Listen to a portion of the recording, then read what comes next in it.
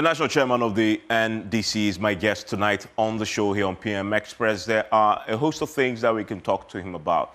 One of the things that he's been leading, and we need to get to the heart of that, is the decentralization effort and the structure under this particular government, the nomination, confirmation, the selection, the shortlisting of MMDCs across the country. You know that process ended. We'll ask him if indeed he achieved the objective that was assigned to him by the president to manage that process. And that one of the key things to look for when we sit down for a conversation. Of course, I need to ask him about the big story today. The Chief Justice, as you know, has been, there's an unprecedented press conference. I asked him about that. He's also the prosecutor former appointees, NDC's own future, beyond John Mahama, the labor unrest. We'll also talk about decentralization, the grassroots of the party, the Ablekuma North parliamentary elections and concerns there that still remain unresolved. I'll ask him how the party plan to resolve that very important subject. Then, of course, the corruption in government, something that he's spoken about, but also the holding previous government appointees accountable. Supervision of MMDC nominations, I mentioned that as one of the key things that he's been focused on. We'll talk about that, and he is my guest tonight on everything Ghana himself, and by the way, the NDC and this country. They've been in power now since January 7, mid-year now. What does the chairman think about the way they've managed the affairs of government? They had expectations when they were coming in. Have they met their own expectations? If you read their manifesto, it gives you the expectations, things that they said they would do. Where is his own scorecard on that subject? We would ask him that and interrogate him. He's always a fascinating person to speak to on PM Express. You see him in his suit. I was just telling him before we came on that I was expecting that he would come dressed like this. Normally, every time I interview him, he's either in the Batakali or he's in something like this. And so today I decided I'm going to come in this. And then he decides to come like I would come on PM Express in suit and tie. So, okay, I mean, we flipped places today. We'll sit down for a conversation with Johnson Asiedu Nketiah. Stay with me after this.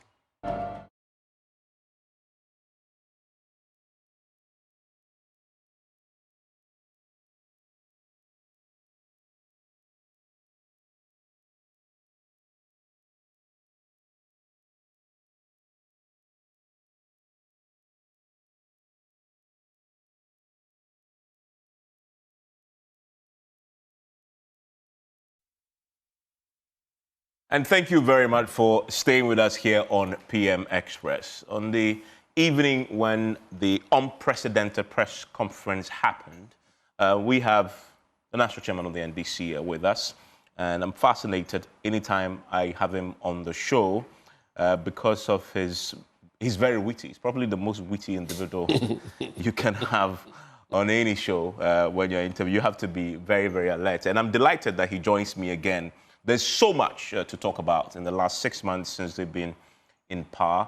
Johnson Asiedu Nketiah, thank you again for joining me on PM Express. And PMS is always brought to you by Syntex Tanks. It is strong, it is tough. It is also brought to you by Academic Times and Pepsodent Cavity Fighter Toothpaste. And I can't help but start with we all have grown to know a certain brand, dress code for you. Traditional, Batakari is almost how I see you when I'm interviewing you or when I'm wearing the kaftan. Today you've decided to go. In fact, I saw the picture on social media and I was thinking, oh, this must be a very important event. Well, what happened? I'm just curious. I haven't seen you in tie in a long time. Oh, yeah. I'm just out of curiosity. Well, we were sworn in as the board of GAPOHA this morning. And because I have several other functions to attend, I have not had the chance to go home to change my dressing, so I decided to come. In other words, you would have come with what we know you to be. Yes. Okay. And that's one of the things that people haven't paid attention. He's also a board chair of the Ghana Ports and Harbours Authority. So you were sworn in today. And so we'll talk about that and his own ambition for Ghana Ports and Harbours. Let's start with something that I know is dear to your heart. What has been keeping you busy? Well, running the party and also assisting in implementing some government, specific government programs. In the past 6 months, I think I spent 3 months in participating or chairing the committee that interviewed about 800 applicants for the position of MMDCs. People applied? Yes, yes. Several of them applied. In fact, more than 2,000 applied, and they were shortlisted.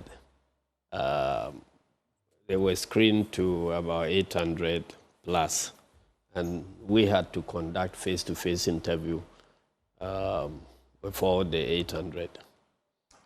Settled on 261 for the MMDC positions. When you say people applied, I was fascinated because often from the outside, it's as if because it's such a political process, somebody just makes a decision. You already know who's going to be based on the long service, loyalty, etc. People actually applied, and you sifted them based on what criteria? Well, we advertised within the party across the country. So in every district, people applied. And I know in some districts, more than 20 people applied. In one district? Yes. And so we established a committee at the regional level to screen them and then reduce the list to 3 per district. That was submitted to us in Accra. And we had to process it in other ways before we came to do the face-to-face interview. We subjected the short list to opinion polls by established pollsters in the various districts. And so they ranked them according to the order of merit. And then we did a security and background check with the help of NIB. They also produced a report. So with the 2 reports, we also had recommendations from the regions after their screening. And so we had 3 external reports before we did the face-to-face interview. And then so armed with 4 different reports, we were able to determine who the clear choices were.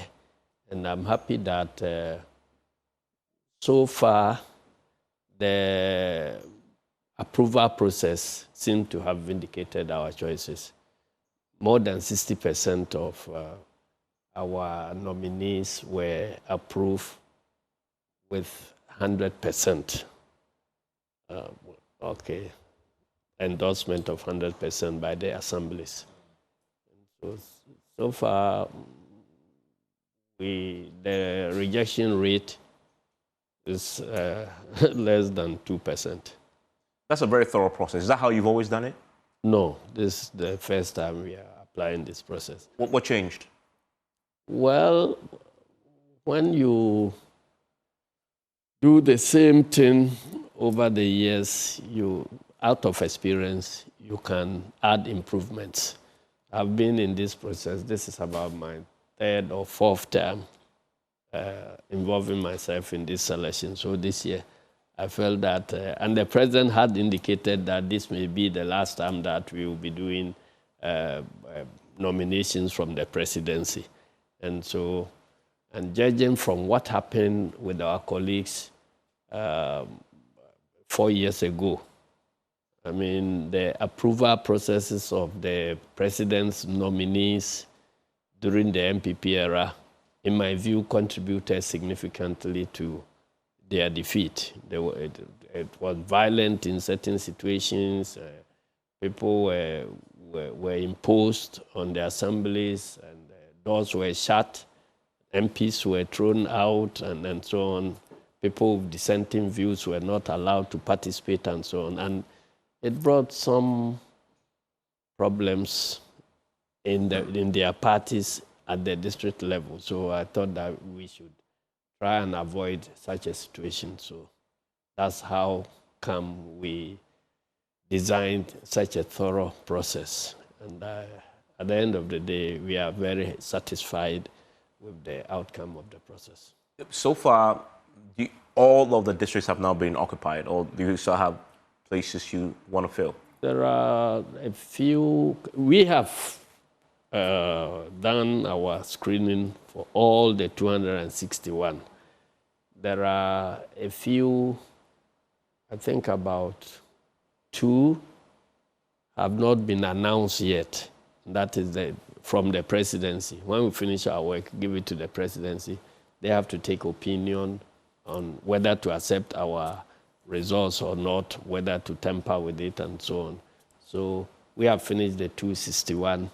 And from the presidency, I know about 2 are yet to be announced. 2 or 3 are yet to be announced. And then some additional 3 have not been successful with the first round. And they are waiting to go for the second round. And that's all. So otherwise, all the 255 or so have been done. Between loyalty to the party and competence, what was the overriding consideration? They were all given values in the scheme of marking. So there will be, we test for competence, and then we test for loyalty. We test for, leadership skills and judgment in decision making, and many other things, and knowledge in the local governance structures and procedures and so on. So there are a whole lot of areas that we examine the candidates on. You mentioned something about, and in fact the president said it publicly, that this may be the very last time MMDCs are going to go through this process. This is very likely, he said, that the next time this comes around, they will be elected. Yeah. Does that mean that you are going to go through the process that the previous government started and got botched by trying to amend the constitution to make this an elected position? Yeah, yes and no. There are 2 stages. There is a decision to make whether MMDCs ought to be elected. And that is different from another decision. If they have to be elected, are they going to be elected on their own, or they are going to be sponsored by political parties? So there are 2 different decisions. As far as I know, the MPP was pushing for election of MMDCs on partisan basis. And that was where we departed from them. We think that there's a significant opinion that MMDCs ought to be elected. But as to whether they ought to be elected on partisan basis is another thing. So we stand for election on individual merit. And MPP thinks that we should elect on partisan basis. So I remember that position. In fact, it's part of the reason why it didn't go through, because NDC, I remember when the process started, everybody agreed this is something we should do. And then down the line, the partisan thing just emerged, and the NDCs, the civil society were on your side. Yeah. They said, this elect this non-partisan basis. Once the president made that point, has he left it to the Constitutional Review Committee to propose and push through? Or this is something that he will actively push through Parliament to get the changes done, not on partisan basis, but on the basis of people coming on their own merit? He's expressing his opinion and then leaving it with the Constitutional Review Committee to present their findings. But we all know that there is a push for MMDCs to be elected. But the same cannot be said about the demand for them to be elected on partisan basis. As a chairman, would you want this to be your legacy as well?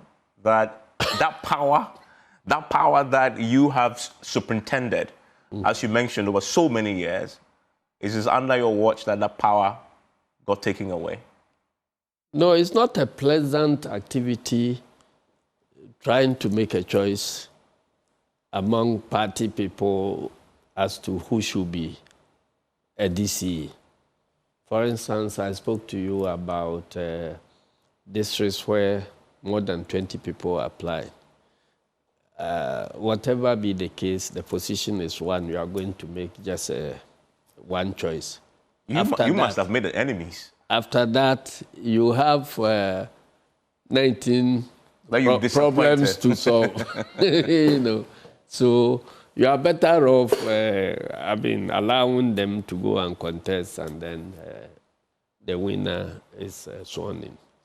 But you made a very important point, and that those who say let parties sponsor, they'll say we're going to bury our head in the sand, but the parties will definitely be in there sponsoring candidates quietly, even if you say you should be elected on non-partisan basis.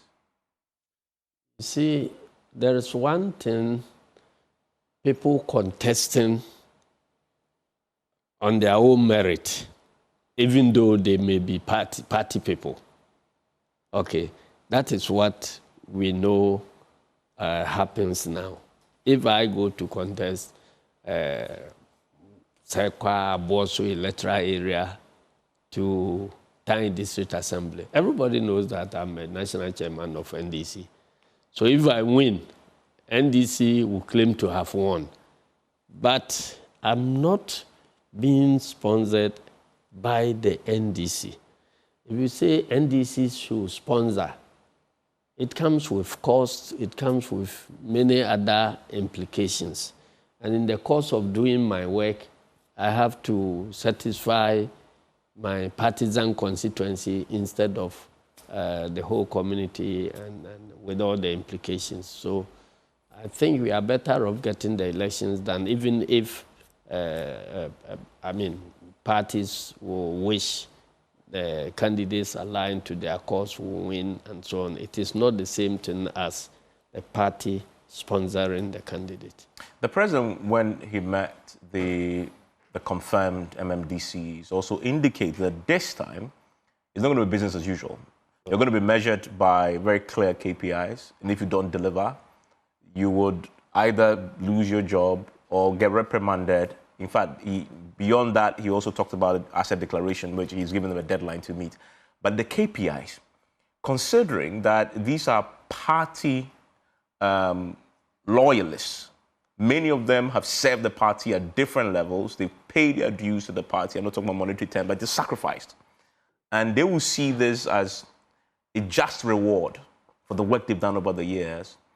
Why should KPIs, which you apply in the private sector, become the basis and yardstick for assessing them? Party loyalists should not necessarily be incompetent. Okay, there are other party loyalists that are competent. So if you prove to be incompetent, another party loyalist who is competent can replace you. So we cannot allow government business to suffer because of party loyalty. That's why I told you that in determining the criteria for the selection, loyalty comes in, but competence ranked higher than loyalty. And so, because we have more people than positions available. So for each position, you have about 20, 30 people who are qualified. So if some are competent and still loyal, you don't leave them there and go and settle on somebody who is incompetent but loyal. So if you cannot deliver, then you have to give way for somebody who is equally loyal but competent. They understand and have accepted this. They have accepted it. You know, often parties in the past say this publicly, but we never see this materialize in terms of people getting the boot for incompetence. Why should we trust that this is going to be different, that we're going to actually see under your watch that people are going to be sanctioned? If we have a record of having sacked several DCs. In fact, there was a joke about President Rawlings, I think, meeting, he was visiting one of the Kwao areas, and he saw a DC who he had seen, he had not seen for quite a long time. So he said, "Oh, are you still around? Haven't you been sacked yet?" You understand? That tells you that our DCs are always sitting on tenterhooks. If you don't perform, you get booted out.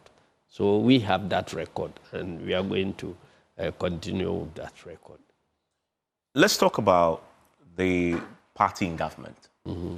You led the charge from opposition into government. It's been 6 months. Yeah. What has been your assessment? Are you meeting your own expectations? So far, so good. I think that by and large, you cannot have 100% performance, but I think that the government has met our expectations by and large. When you say so far, so good, which area specifically has pleased you the most? Well, the economy, for instance. We're in a hopeless situation where all rating agencies have rated us as a junk economy. And the last check, we had bumped to B-. And I hope that by the end of the year, we could be back at B or B+. So that one is on course. And this old generational problem of depreciation of the cedi, we seem to have had some solution, even though we are yet to see whether it's sustainable or not. Be that as it may, it has brought some relief. And consequent upon that, it has affected certain prices in the economy and so on. So generally, there appears to be confidence bouncing back into the system. Confidence on the part of investors and ordinary citizens that there is hope. And I think that is very good. What was your position on the introduction of the 1 cedi levy on fuel? We're just beginning to enjoy the windfall and the benefits of reduced fuel, cedi doing well, prices going down. In fact, it's now a competition on the market for businesses to advertise that prices are going down, cedi goes down. I see now businesses are taking advantage of that, making sales on the back of that. And then all of a sudden, 1 cedi introduced on top of that. As a national chairman, I know sometimes you sit in cabinet. When that decision was made, you supported it? I supported it fully. Why? Because I think that governance is about setting the right priorities. If you are in government and you cannot set priorities, then you cannot manage the economy very well. See, we inherited a lot of challenges with the energy sector. There is a huge debt overhang, which is threatening to affect the supply of electricity on 24-hour basis and so on. And then all of a sudden, because of the development on the exchange rate, we seem to have a windfall. If you have a windfall, you must prioritize how to utilize the windfall so that it will benefit the whole economy. So if you have a windfall in one sector and you have to switch some of the benefits to another sector to help that sector to also be revamped, I think that is good governance. So that's why I supported it, because if oil prices, export prices have fallen from 17.5 to between 10 and 11, and you put 1 cedi, you plow 1 cedi back, it could bring you to 12, which is still lower than the 17.5. But that 1 cedi can help you to deal with a huge energy problem.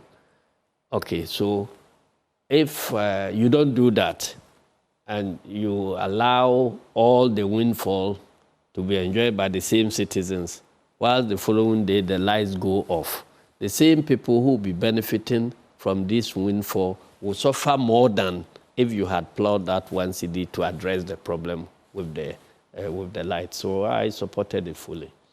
But then it was rolled back. It hasn't been implemented. Yes, because in that confirmation that maybe that decision was not properly conceived. There was something that happened which we're being cautious about. You know, after the approval, I think within less than 1 week, there was this Israel-Iran thing, and it is happening in the oil region. So the projections were that it could lead to escalation of prices again. So it was prudent for us to just wait and monitor and see what happens there. So it has nothing to do with public outcry or anything. We needed to watch what was happening in the Gulf and to see how it will affect energy prices. That's why we've kept it there. So I'm sure that in the coming weeks, if we are able to estimate or forecast the effect of the crisis in the Gulf, we should be able to bring it back. As we speak, on the back of the ceasefire, oil prices have dropped from the mid-$70, $75 barrel to it's back to where it was at the time that you introduced this. Yeah. Is it coming back then for certain because it was just suspended? Sure, it will come back. You know that that's an extra tax on my pocket. No matter how sweet the windfall is, it's not 1 cedi on my pocket. It's not an extra tax on your pocket. You know, if before the introduction of this tax, we're having oil price, the export prices at 17.5. Okay, so something else had to give to bring us down to 12 or 11 point something. So if you say, let's plow 1 cedi back, even if it increases the price to 13, it is still lower than the 17.5. So I was joking in one radio interview, TV interview, and I said that, well, those who are going to demonstrate, and that demonstration was being instigated by MPP. So, okay, if I were President Mahama, I will allow you to demonstrate and claim that conditions were better, the prices were better on the MPP than when it was 17.5. So now it is 12 or 13, and you are demonstrating. I'll say I'm a listening government. The following morning, let's take the prices back to where they were during MPP era. Which will be 17. 17, you see. So that tells you the absurdity of that demand, which incidentally was being led by MPP. And I thought it was unfortunate. You know, in opposition, you can make noise, but don't make the type of noise that will reduce the credibility of your party. So I thought that they got it wrong. They were fighting for the people. Which people are you fighting for? You have created huge debt overhang in the energy sector. Okay. And then you were still having export prices that high. So another person comes, reduces the export prices, and say that the rate the export price is falling. I think that we can switch some of the benefits to deal with the crisis you have created in the energy sector, and you are demonstrating. That's not demonstrating on behalf of the people. You are hurting the people. Because if we do nothing, and the unsustainable debt leads to the shutting down of electricity, where would you even get the electricity to pump the fuel at the filling stations to be bought by the drivers? On the subject of coming from opposition into power, you made a fascinating comment on 24th April at the UPSA when Nana Pokwajuman was outdoored. You said, let us all go for the hand. When we kill the game, we can share the meat. Yes. Has this meat been shared and shared equitably? I think so. You're not sure? But there is no way of president sharing meat that is 100% equitable. Because we've seen people who were so-called independents who have gotten positions, very, very senior, sensitive positions. Yes. And I've seen on social media some of your party rank and file very aggrieved. Yes. I'm pretty sure that has come to your attention. See, when you are in government, you have to engage in a very delicate balancing game. It is true your party won. It is true your party people were those responsible for the campaigns and all that. But the resources you are using in government, can you say that 100% of the resources are generated by your party and your party alone to the exclusion of other people? The answer is no. So you are caught between rewarding your party people and also the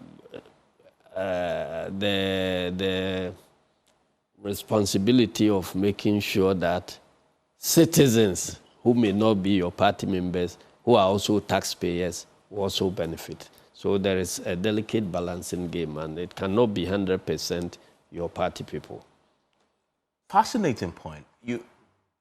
Are you saying this to your party folks who I'm sure are knocking your door, coming to your office, complaining to you? Do you say this to them, to their face? And how they responding? Oh, I've said it in earlier interviews. In some cases, people didn't like it, but that is me. You risk alienating those who helped you win elections. No, but you see, those who help you to win elections are there. They ought to be rewarded. But if you look at the appointments so far, you see that President Mahama has done better in terms of appointing party people more than any of our three earlier presidents. Specifically, in what sense? In selecting core party people for appointments. The number of core party people that occupy party positions, that occupy state positions now, when you compare them to the term of President Rawlings and the term of President Atta Mills, and even the first Mahama era, this is the best.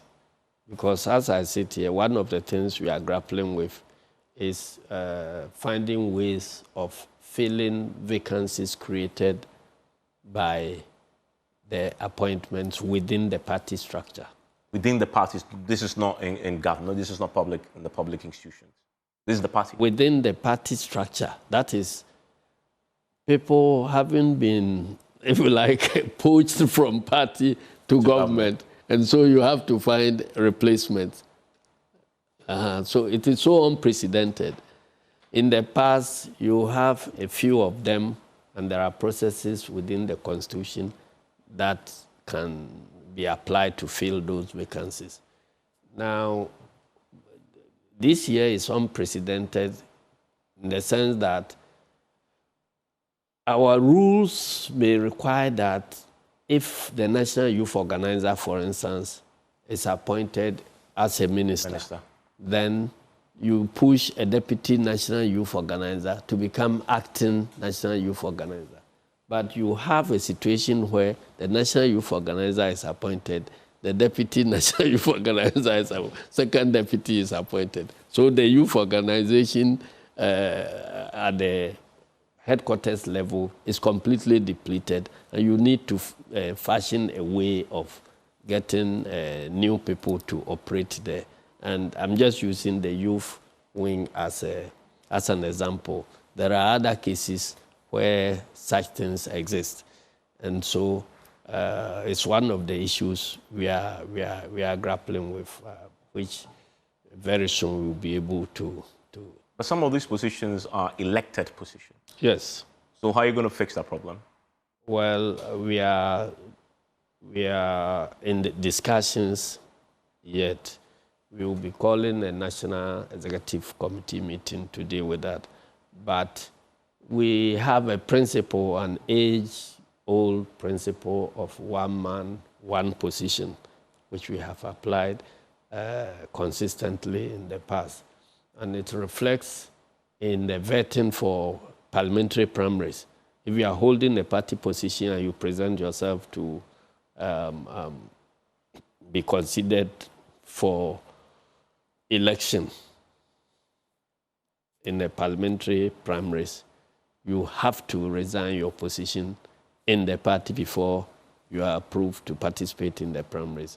It has happened several times. So you're saying that you currently, because you're in government, you cannot hold a government position and hold a party position at the same time?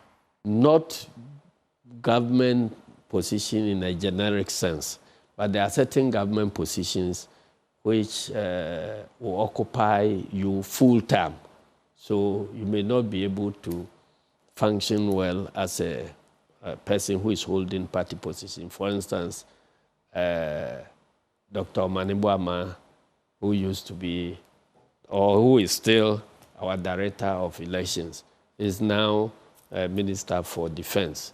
How he's going to combine his work as Director of Elections and Minister of Defense. And his deputy has also been appointed. And his deputy is also appointed. So these are things that we will be looking at in the coming weeks and be able to resolve. The criticism from the MPP is that you should have immediately, when the government nominations came and some party executives were appointed, immediately, as a good governance measure, terminated their roles in the party so that they can focus on government. And now you have people who are party officers holding government positions, and that is not good governance.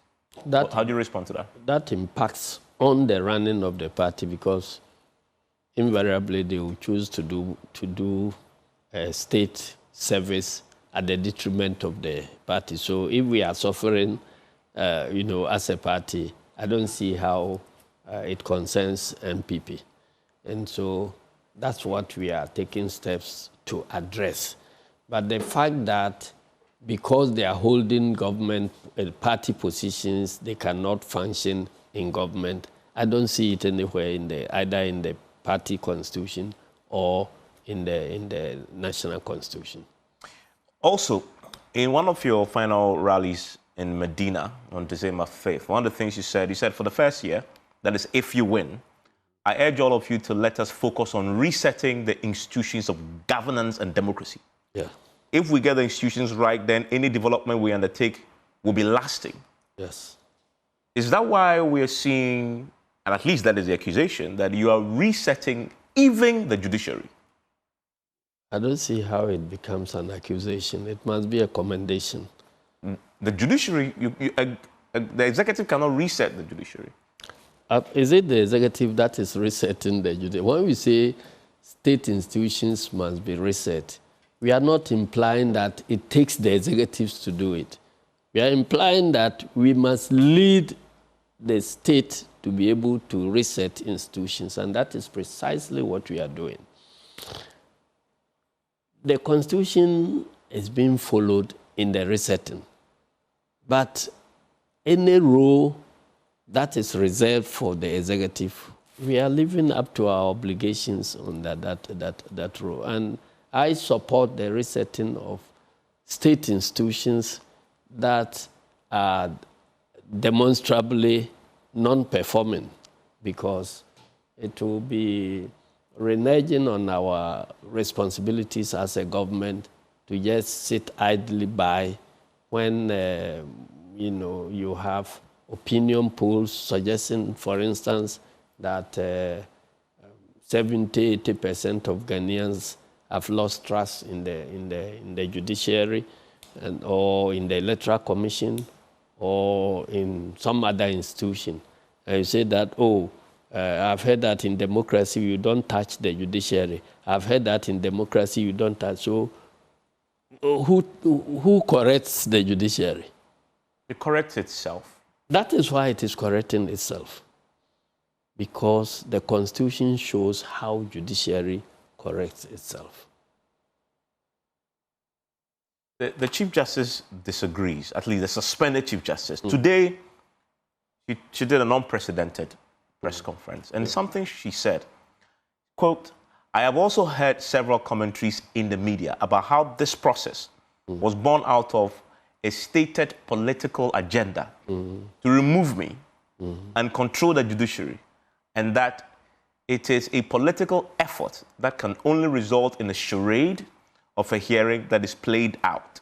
Then it thanks those who have engaged her and made the point to her. She's right, is it not, that this is all a charade? It's part of a stated political agenda. Evans, tell me, apart from this process that is ongoing, the existing judiciary which she left, which part of it has been tampered with by the NDC government? She's a figurehead. If you touch her, you touch her. No, I know. This is the first thing that is being touched. But we are using the existing structures that she's superintended over to do that work. So if the judiciary was good when she was head, why does she think that the judiciary is not capable of undertaking this assignment of removing her in a fair manner? Because she believes that the politicians in your party are manipulating that structure to get her out. So is the judiciary capable of being manipulated by politicians? If that is the case, then it justifies every effort to reset the judiciary so that in future it never gets manipulated by politicians. But one person taking out the Chief Justice is not necessarily reforming, another word for resetting, if you like, the judiciary. But it begins from somewhere. A journey of 1,000 miles begins with a first step. So if that is the beginning, and she herself, listening to her during these press conferences. You listened? It appears that everything that is happening in the judiciary now is wrong. But we haven't changed the judiciary she is superintended over. So if she thinks that the judiciary that existed is capable of being manipulated by politicians and so on, then she's confirming that there is a need for reset in the judiciary. So it should assist us to reset the judiciary. By doing what? When you say she should assist you, how can she assist you? By you? Complying with the law and then the processes that are there, cooperating with the committee as much as possible to state her case with the committee instead of press conferences, and let's see how that process leads us. Is she right when he says this was plotted even before you won power? Who plotted it? He says stated political agenda, so few of you conspired to do this. Is it possible for a political agenda to be executed by the judiciary, which she superintended over? If that is it, nothing has changed. But I'm asking you, what have we changed in the judiciary which he was heading? We haven't changed anything. All the judges are the same judges that existed when she was heading. And she was proclaiming that the law is the law, the processes are there, the 7-0, 9-0, unanimous, 7, unanimous. They were the same thing. So the only difference is that she is now at the receiving end of the work of the same unanimous 7. So what has changed? If you listen... And if if now she's realizing that injustice can be delivered by the judiciary she was heading, then he should help us. He should agree with us that there is a need to reset the judiciary so that in future we rid it of all political manipulations. I know you are a student of history also, and today she cited history. Mm-hmm. She says that the venue for the hearing, mm-hmm. which is the Edu Lodge, has historical links to the murder of the judges. Mm-hmm. And that place was deliberately chosen. Of course, there was a request from the committee, and the state said, use that venue. She says that was deliberately chosen to, one, intimidate her, and also because of the historical significance of the place and the link to the judges, profoundly leave a message and a scar, psychological one, to get her to buckle under the weight and the pressure of what is happening. Is she claiming that she was tortured in that lodge or something? She said she has somebody she was related to who was. She stayed in the person's house. She saw it at first hand, and that was the place that... What were the what were the castles meant for? They were meant for, slave trade, where people were tortured in the dungeons and so on. After independence, we had to use the Christianborg Castle until recently. So that argument is neither here nor there. The structure itself can torture you. I don't think she's making a strong point, in my view. She says she's just playing to the gallery. You think she is? Yes. Just trying to court public sympathy, which she doesn't deserve. Why? That's my opinion. She doesn't deserve, because this is a structure you yourself have used in the past. You were shouting in your courtroom that the law is the law. So have we changed the laws? We haven't. Have we changed any of the judges she was operating with? We haven't. Have we passed any legislation that has changed the procedures and processes in the judiciary she was heading? We haven't changed anything. So if that judiciary had been delivering or administering justice to ordinary citizens, why on earth should he be thinking that she's a special human being who should be treated differently? She says today that she's been threatened. She's received threats. People have threatened to harm her. Mm-hmm. She's not been given copies of the petition. Mm-hmm. Obviously, the psychological impact on this, there's even pressure on her to either resign or retire. You have no sympathy at all. As a citizen, if you receive threats, what do? You report to the police. She should go and report to the police. Or you think that when she was a judge, you could just walk into the court and say that I have received threats, so the court should do something. You report to the police, give your evidence to the police. The police will do the investigation, and if it is worth prosecuting, they bring the matter to court. So she is the #1 judge in the country, and she doesn't want to apply the law. Instead of reporting to the police, she's shouting at press conferences, making claims. If somebody calls her and threatens her, how are we supposed to know that her claim that she has been threatened is true or not true? Who is going to pick her phone to check whether they were indeed threats or no threats? So if she believes in what he is claiming, the best place to go is to report to the police, tender the evidence, let them do the investigation, and if somebody ought to be arrested and prosecuted, let them do that. But this thing of shouting at press conferences and so on, I don't think that is. She's not showing us the way, and she's a lawyer. She's supposed to show us the Pawani tappers the way to handle such threats. That is Johnson Asiedu Nketiah. I'm going to take, he says he's a pine wine tapper. And when I returned, I asked him where has he actually done it? Maybe in the Bono region. But stay with me, because when I return, we'll return to partisan politics.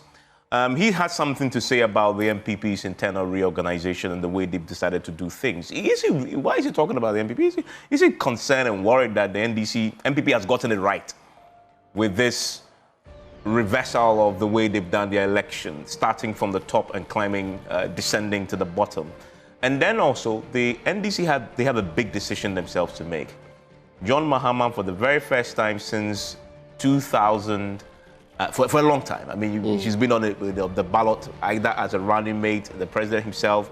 For the very first time in at least 5 elections, if I'm not mistaken, they must now put a new face on the ballot. That, for every party, is a tough one that they need to navigate. And what is the party's plan beyond John Dramani Mahama? When I come, I would ask him his thoughts on those. Please stay with me.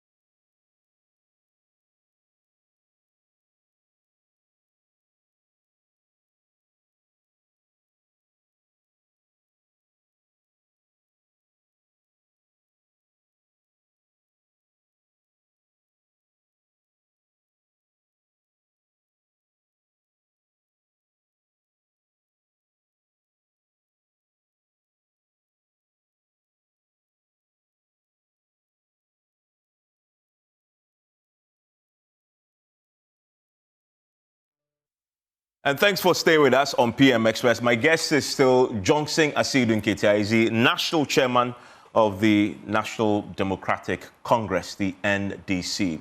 Mr. Asiedu Nketiah, so just before the break, I was making the point about your party will be at the crossroads very, very soon.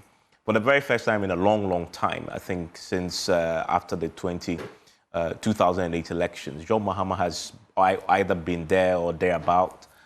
And for the first time, he's not going to be there. How are you preparing for life beyond John Mahama? Oh, we have robust structures that will help us choose the next flag bearer. Robust structures?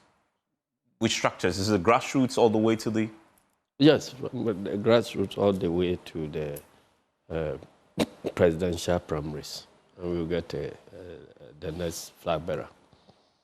Every party in our Fourth Republican history that does this transition always expects friction. Some friction before that change happens. I remember very well as a young political reporter when John Mills of blessed memory, there was a lot of tension at the time. You found a way through. People were opposed, the camps, etc., etc. Has the party learned the lessons of that, and how will that influence how you do things differently now? Oh, we've been learning lessons and improving our processes since the formation of the party. So I have no doubt in my mind at all about the fact that we will pull through the next primaries peacefully. How do you plan to do this? Is it the same way you've always done it, starting with the for you, in your case, you do the ward, I believe?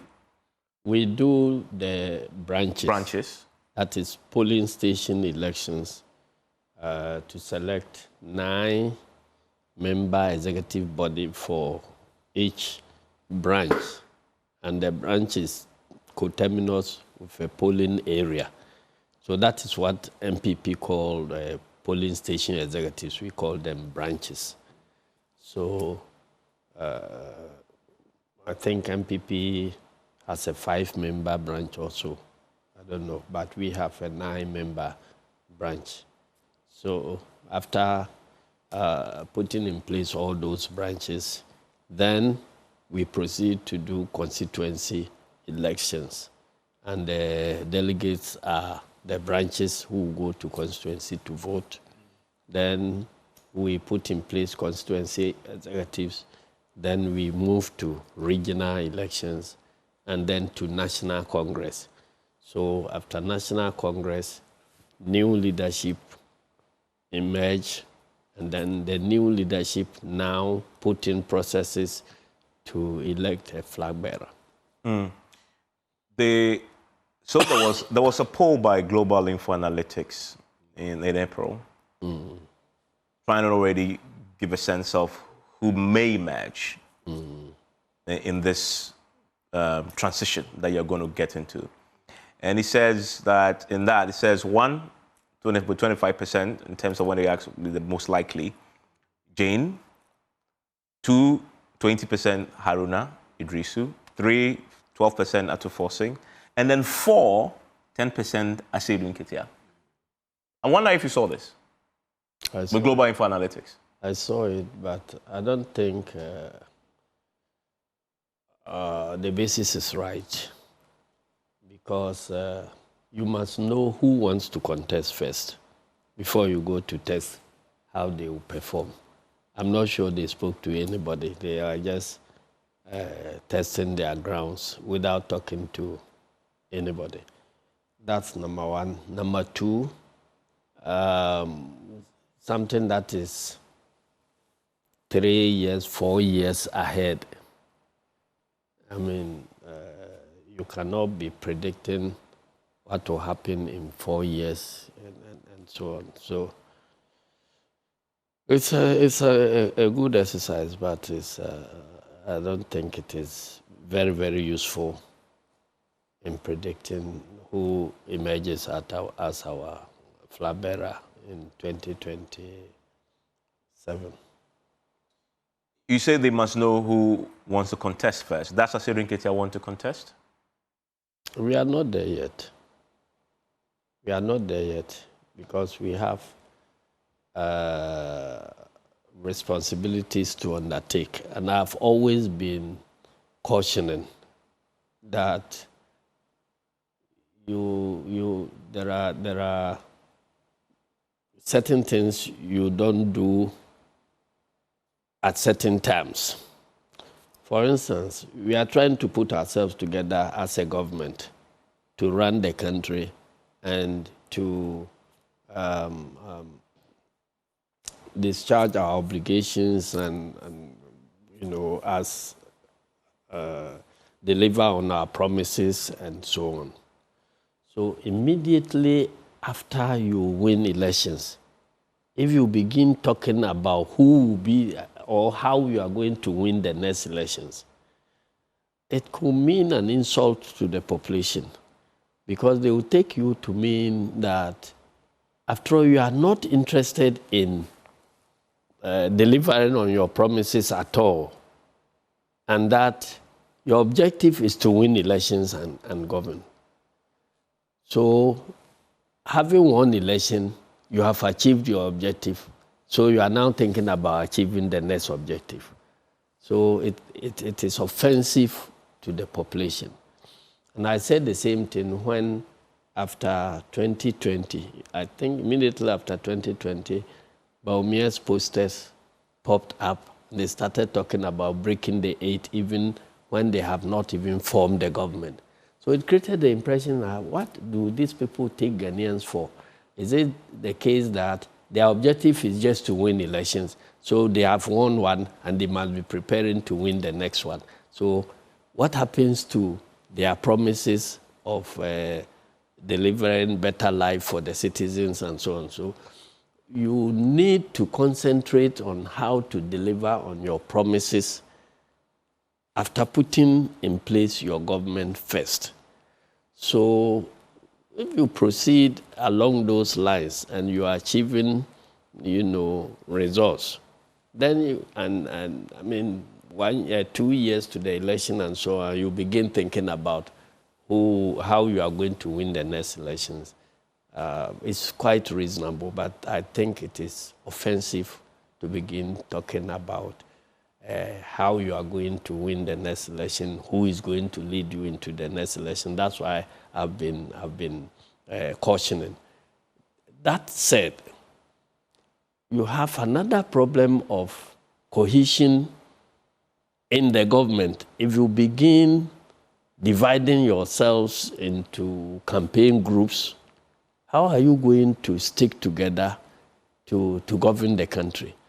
The names that have been mentioned, somebody is a chief of staff, somebody is a minister operating under a chief of staff, somebody is a vice president, somebody is national chairman, somebody is this. If you present them as competitors, how do you run the cabinet?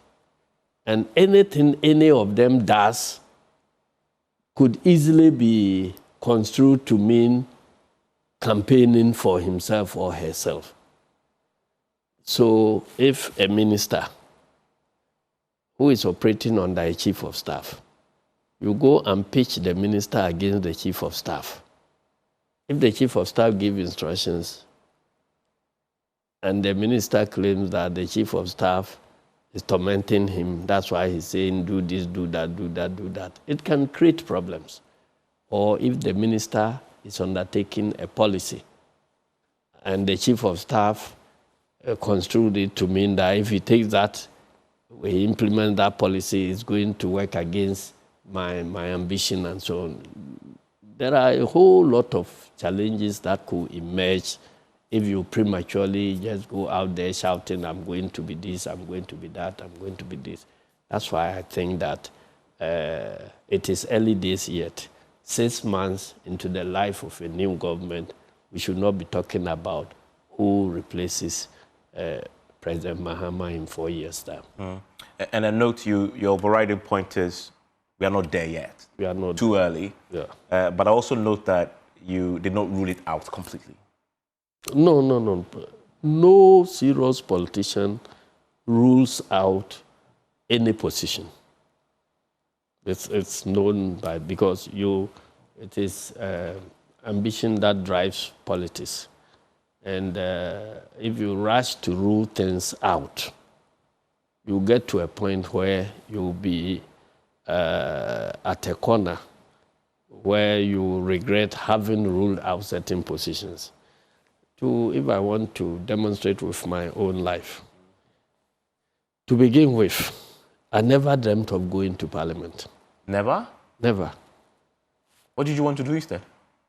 No, I was a trained business guy, and I started marketing manager, bank manager, and all that, and stockbroker, and so on. So the thought of going to Parliament never crossed my mind at all until pressure began mounting from my own people that you have to do this, you have to represent our community to do this.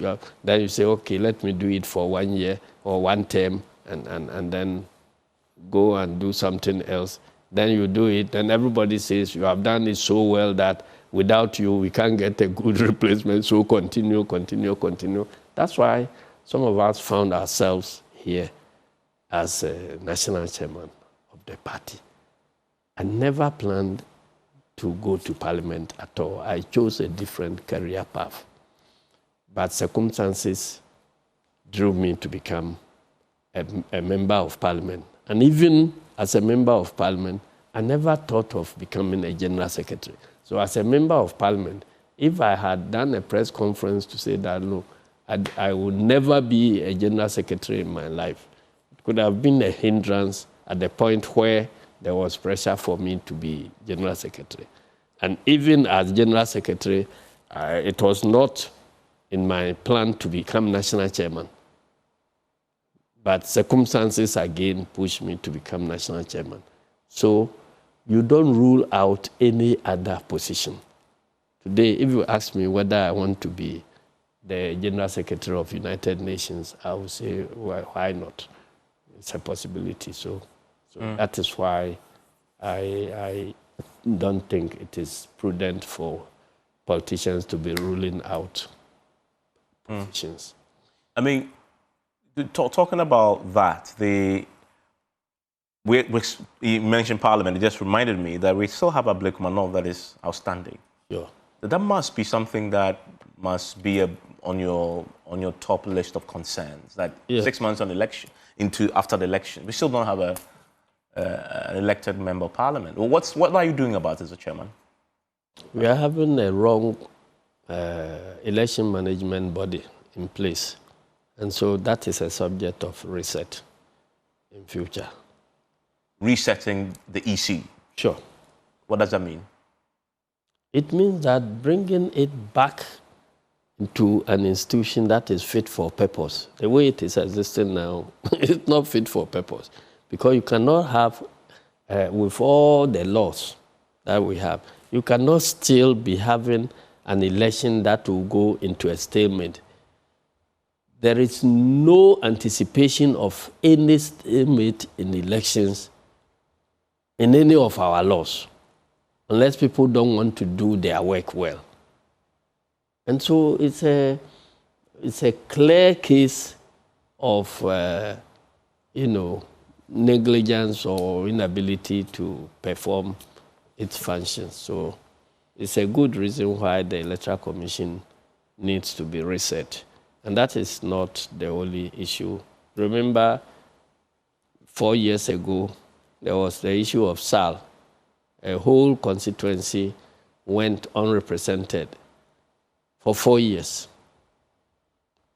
And then, so when this commission, as presently constituted, took over the reins of the Electoral Commission, they have never done an election that is satisfactory. These 2 major elections, the first one constituency went unrepresented for 4 years.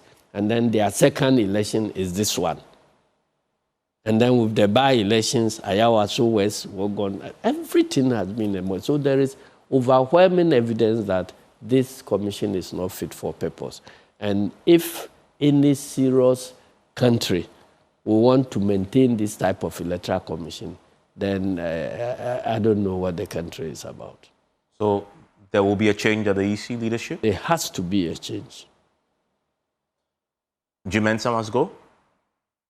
Yes, I think the 3 top leadership must all go. So that will be the chairperson herself and her 2 deputies. Yeah. Jim Mensah, then Bosman Asari, and I believe you've been working, he's not always in the news. Tete. Tete. They must all go. They have mismanaged the commission so badly. Their positions, though, are positions protected under the Constitution. They're guaranteed tenure. But the Constitution has given us the path to remove them. And that is what is happening to the Supreme Court. You may be guaranteed, but there is no position under our Constitution. There is no appointee or state functionary who cannot be removed under this Constitution. There's a procedure of removing the president. There's a procedure of removing Speaker of Parliament. That's why there's a procedure for removing Chief Justice. Everybody has, a way of holding them accountable. Because if you make an appointee or a state functionary who is not accountable to anybody, there's no way to hold them to check, then you breed a monster. And so when you look through the Constitution, everybody in the Constitution can be changed. So I'll have issue if they are changed through the wrong means. But if they are changed through the constitutionally stipulated means, democracy is working. Somebody needs to bring a petition. Will the NDC sponsor one? I'm expecting you to sponsor one because many of the shortcomings, you've been talking about them here. I don't have any grievance with them. So I have no reason to. Anybody, any of the 32 million Ghanaians can bring a petition. I mean, and very quickly on the subject, I mean, they superintended over a historic win for you, the same commission of Jim Mensah, Tete, and Bosman Asari. Your victory, never in the history of Ghana have we seen before This is the same EC that you say should go. That's superintendent over that. Isn't that saying something about their quality and independence? We put in more effort than necessary. If we had a fairer commission, half of the effort we put in would have delivered the results. But we saw the bias electoral commission as one of the difficulties we must plan to overcome. So we had to, as I declared before the election, that we are going into the election like somebody who has to dine with a devil. If you have to dine with the devil, you must have a long spoon. So that was what we did. So it does not speak to their competence or lack of it. In fact, even after results had been declared, they allowed some kangaroo procedure to reverse results that have been declared in about 5 or 6 constituencies, which is not allowed under any law. You understand? So that speaks a lot to their incompetence and their vulnerability to political manipulations and all that. So we have to do something about it.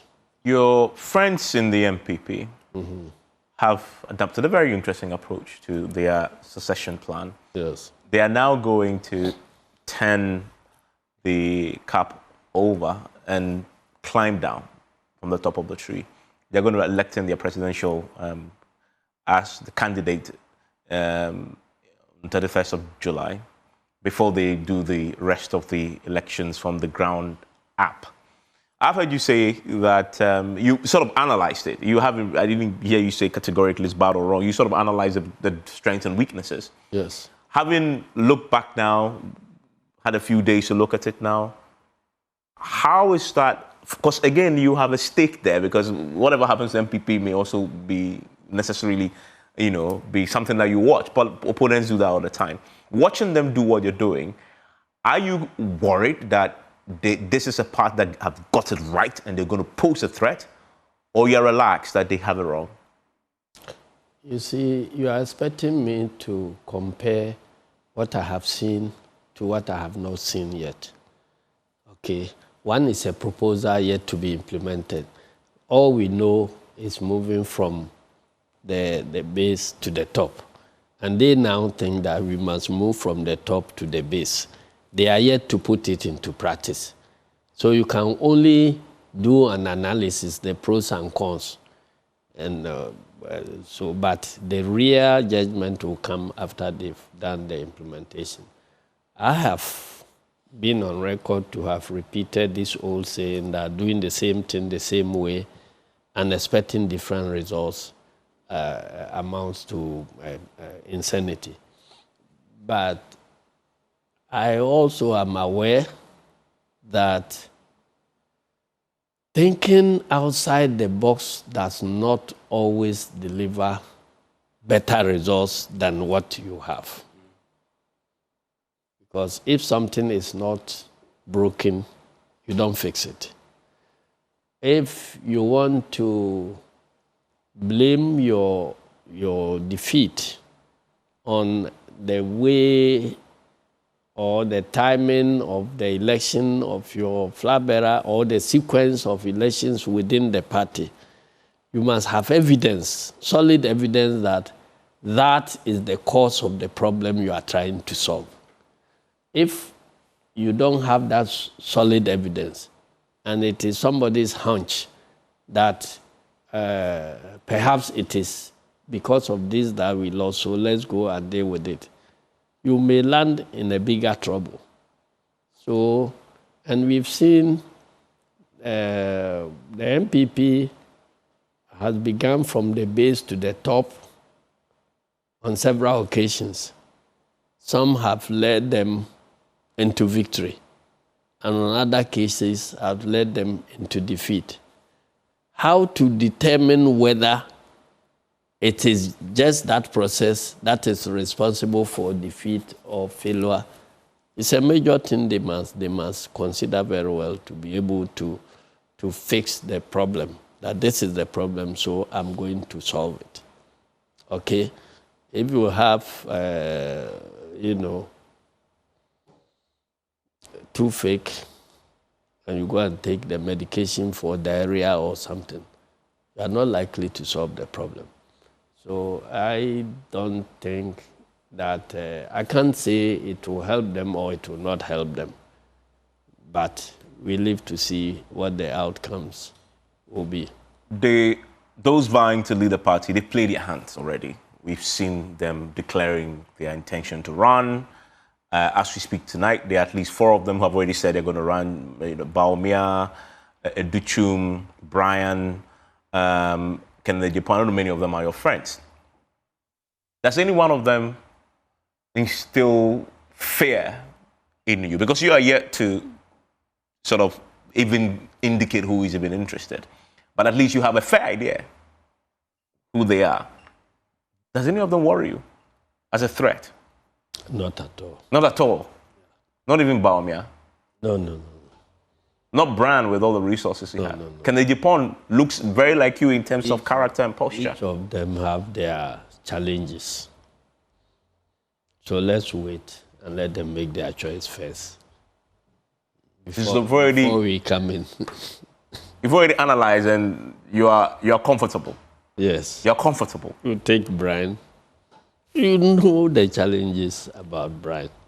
You take Kennedy. You equally know about Kennedy very well. You take Baumia. We know about Baumia very well. And we know about Educhum very well. I'm not sure that is the exhaustive list. I'm yet to hear about Adenimo and then the former General Secretary as well, Kwabena Japan. They are likely to join. Okay. So there you go. That is Johnson Asiedu Nketiah. He says he's a palm wine tapper that he is. You say that as a joke or you actually was a palm wine tapper? I actually was a palm wine tapper at a certain stage of my life. Okay. You brewed good palm wine? Yes. Okay. Actually, palm wine is tapped, not brewed. Oh, sorry. Tap, exactly. Yeah, you're right. You tapped it. Good one. Good one, and carry it to a spot by the roadside, selling. The place was labeled as Yepim Soba. Yepim Soba. Yes. Which part of the country was this? Oh, in Tai, near. Oh yes, that's in Bono. I was hunting rodents who prepare, some meat, which you buy, you take, and then buy palm wine. And then it's at the roadside where vehicles, Sekwa or Brekum-bound vehicles will stop near Tainso, and they will eat. At times, I'll put fruits there, pawpaw, and banana, to entice the drivers who are Muslims. Oh, so that when they stop, they will also get something. Some of the palm wine. Passengers will buy the palm wine and they meet. Fascinating. You're really a businessman. Thank you very much. Grateful welcome, my brother. that you join me. The palm wine tapper, national chairman of the NDC. Enjoy the rest of your evening.